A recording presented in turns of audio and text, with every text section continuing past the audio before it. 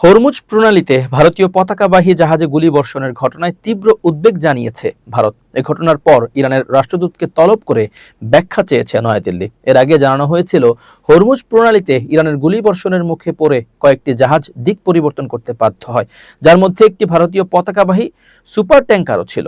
আল জাজিরার প্রতিবেদনে বলা হয়, বাণিজ্যিক জাহাজ চলাচলের নিরাপত্তা নিশ্চিত করতে দ্রুত পদক্ষেপ নেওয়ার আহ্বান জানিয়েছে ভারত। শনিবার সামাজিক যোগাযোগ মাধ্যম এক্সে দেওয়া এক বিবৃতিতে ভারতের পররাষ্ট্র মন্ত্রণালয়ের মুখপাত্র রণধীর জয়সওয়াল জানান, এ ঘটনায় দেশটির পররাষ্ট্র সচিবের সঙ্গে বৈঠকের জন্য ইরানের রাষ্ট্রদূতকে তলব করা হয়েছে। ভারত জানায়, দুটি ভারতীয় জাহাজকে লক্ষ্য করে গুলি চালানোর ঘটনায় তারা গভীর উদ্বেগ জানিয়েছে। দেশটি আরও বলেছে, বাণিজ্যিক জাহাজ ও নাবিকদের নিরাপত্তা তাদের কাছে খুবই গুরুত্বপূর্ণ।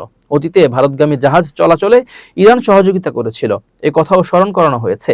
ভারত ইরানকে দ্রুত ভারতগামী জাহাজ চলাচল স্বাভাবিক করতে সহায়তা আবারও শুরু করার আহ্বান জানিয়েছে। এদিকে যুক্তরাষ্ট্রের অবরোধ চলাকালেই শনিবার হরমুজ প্রণালী খুলে দেওয়ার সিদ্ধান্ত থেকে সরে এসে একটি জাহাজে গুলি চালায় ইরান।